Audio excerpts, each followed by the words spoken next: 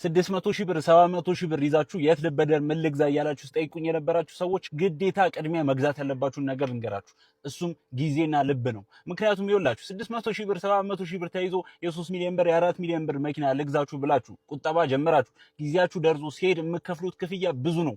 ሰርቪስ ቻርጅ አለ፣ ለነሱ የምከፍሉት አለ፣ ኢንሹራንስ አለ፣ በጣም ብዙ የምከፍሉት ነገር አለ።